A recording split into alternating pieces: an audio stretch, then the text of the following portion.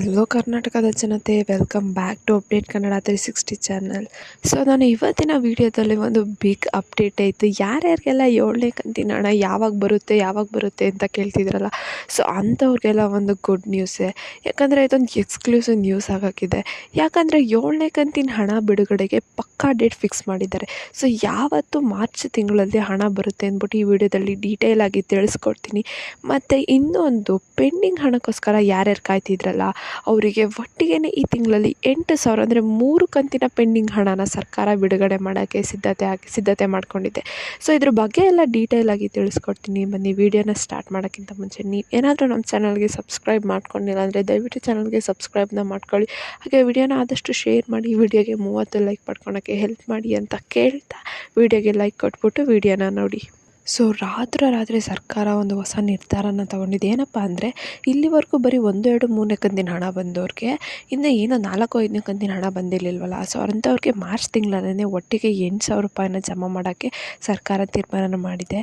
So 7ನೇ ಕಂತಿನ ಹಣನ ಬಿಡುಗಡೆ ಜೊತೆಗೆ ಈ ಎಲ್ಲ ಕಂತಿನ ಹಣನೂ ಕೂಡ ಮಹಿಳೆಯರ ಖಾತೆಗೆ ಜಮಾ ಮಾಡಲು ಸರ್ಕಾರ ಮುಂದಾಗಿದೆ. ಇನ್ನು ಮಾರ್ಚ್ ತಿಂಗಳಲ್ಲಿ ನಿಮಗೆ ಯಾವುದು ಹಿಂದಿಂದು 3 ಕಂತಿನ ಹಣ ಬಂದಿರಲ್ಲ, ಆ 3 ಕಂತು ಒಟ್ಟಿಗೆ 8,000 ರೂಪಾಯಿ ಪ್ಲಸ್ ನಿಮಗೆ 7ನೇ ಕಂತಿನ ಹಣ ಸರ್ಕಾರದವರು ಜಮಾ ಮಾಡ್ತಾರೆ.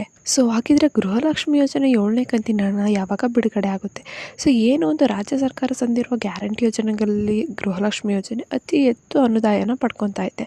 ಸೊ ಗೃಹಲಕ್ಷ್ಮಿ ಯೋಜನೆ 7ನೇ ಕಂತಿನ ಹಣ ಮಾರ್ಚ್ 15, 2024 ಫಲಾನುಭವಿಗಳ ಖಾತೆಗೆ ಜಮಾ ಆಗುತ್ತೆ ಅಂದ್ಬಿಟ್ಟು ಸರ್ಕಾರ ತಿಳಿಸಿದೆ. ಸೊ 15ನೇ ತಾರೀಕಿಂದ ಎಲ್ಲ ಮಹಿಳೆಯರ ಖಾತೆಗೆ ಹಣನ ಜಮಾ ಮಾಡೋಕ್ಕೆ ಸ್ಟಾರ್ಟ್ ಮಾಡ್ತಾರೆ. ಸೊ ಮಾರ್ಚ್ 31 ಒಳಗೇ ಎಲ್ಲರ ಖಾತೆಗೂ ಹಣ ಜಮಾ ಮಾಡ್ತಾರಂತೆ 7ನೇ ಕಂತಿಂದ ಫುಲ್ಲು.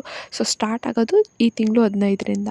ಸೊ ಏನು ಈ ತಿಂಗಳು 15ರಿಂದನೇ ಪೆಂಡಿಂಗ್ ಹಣನೂ ಕೂಡ ಎಲ್ಲರ ಕೈನೂ ಸೇರುತ್ತೆ. ಈ ಸಲ ಒಟ್ಟಿಗೆ 8,000 ರೂಪಾಯಿನೂ ಪೆಂಡಿಂಗ್ ಹಣನೂ ಸರ್ಕಾರ ಜಮಾ ಮಾಡುತ್ತೆ. ನಿಮಗೂ ಕೂಡ 7ನೇ ಕಂತಿನ ಹಣ ಮತ್ತು ಪೆಂಡಿಂಗ್ ಹಣ ಬೇಕು ಅಂದರೆ ಮಹಿಳೆಯರು ತಮ್ಮ ಖಾತೆಯಲ್ಲಿರುವ ಸಮಸ್ಯೆನ ಪರಿಹರಿಸ್ಕೊಂಡ್ರೆ ಮಾತ್ರ ಪೆಂಡಿಂಗ್ ಇರೋ ಹಣ ನಿಮ್ಮ ಕೈಗೆ ಡೆಪಾಸಿಟ್ ಆಗೋದು. ಸೊ ಇಲ್ಲಾಂದರೆ ಯಾವ ಕಂತಿನ ಹಣನೂ ಕೂಡ ಜಮಾ ಆಗಲ್ಲ ನಿಮಗೆ. ಸೊ ಯಾವ್ಯಾವ ಕಾರಣಕ್ಕೆ ಹಣ ವರ್ಗಾವಣೆ ಆಗಿಲ್ಲ ಅಂದರೆ ಮಹಿಳೆಯರ ಬ್ಯಾಂಕ್ ಖಾತೆಗೆ ಆಧಾರ್ ಲಿಂಕ್ ಆಗಿಲ್ದಿತ್ತು, ಒಂದು KYC ಅಪ್ಡೇಟ್ ಆಗಿದ್ದಿದ್ದು, NPCI ಮ್ಯಾಪಿಂಗ್ ಆಗದೆ ಇರೋದು, ಆಧಾರ್ ಕಾರ್ಡ್ ಹಾಗೂ ರೇಷನ್ ಕಾರ್ಡ್ ಲಿಂಕ್ ಆಗದೆ ಇದ್ದರೆ, ಮತ್ತು ಎಲ್ಲ ದಾಖಲೆಗಳಲ್ಲೂ ಮಹಿಳೆಯರ ಹೆಸರು ಒಂದೇ ಥರನೇ ಇರಲಿಲ್ಲ ಅಂದರೆ, ಮತ್ತು ಅಡ್ರೆಸ್ ಮ್ಯಾಚ್ ಆಗಿಲ್ಲ ಅಂದರೆ, ರೇಷನ್ ಕಾರ್ಡಲ್ಲಿ ಮಹಿಳೆಯರ ಹೆಸರು ಯಜಮಾನಿ ಸ್ಥಾನದಲ್ಲಿ ಇಲ್ಲ ಅಂದರೆ, ಆದಾಯ ತೆರಿಗೆ ಪಾವತಿ ಮಾಡ್ತಿದ್ರೆ ನಿಮಗೆ ಬರಲ್ಲ. ಸೊ ನಿಮ್ದೇನಾದರೂ ಮಿಸ್ ಆಗಿಬಿಟ್ಟು ಆದಾಯ ತೆರಿಗೆ ಪಾವತಿ ಮಾಡ್ತಿರೋ ಲಿಸ್ಟಲ್ಲಿದ್ದರೆ ನೀವೇ ಒಂದು ಸೆಲ್ಫ್ ಡಿಕ್ಲರೇಷನ್ ನೋಟಿಸ್ನ ಕೊಡಬೇಕು. ಮತ್ತು ಯಾರ್ಯಾರೆಲ್ಲ ಸರ್ಕಾರಿ ನೌಕರಿಯಲ್ಲಿದ್ದು ಅರ್ಜಿನ ಸಲ್ಲಿಸಿರ್ತಾರಲ್ಲ ಅವರು, ಮತ್ತು ಸರ್ಕಾರದ ಕಡೆಯಿಂದ ಆಗಿರೋ ಸರ್ವರ್ ಸಮಸ್ಯೆಯಿಂದ ನಿಮಗೆ ಹಣ ಬಂದಿರಲ್ಲ. ಸೊ ಇಷ್ಟೆಲ್ಲ ಪ್ರಾಬ್ಲಮ್ಸ್ನ ನೀವು ಸರಿ ಮಾಡಿಸ್ಕೊಂಡ್ರೆ, ಒಂದು ವೇಳೆ ಇನ್ನೂ ಬಂದಿಲ್ಲ ಹಣ, ನೀವು ಇದೆಲ್ಲ ಮಾಡಿಸಿದ್ರೆ ಅಂದರು ಇನ್ನೂ ಒಂದು ಸಲ ಕನ್ಫರ್ಮ್ನ ಮಾಡ್ಕೊಳ್ಳಿ ನಿಮ್ಮದೆಲ್ಲ ಅಪ್ಡೇಟ್ ಆಗಿದೆಯಾ, ಎಲ್ಲ ಲಿಂಕ್ ಆಗಿದೆಯಾ ಅಂತ.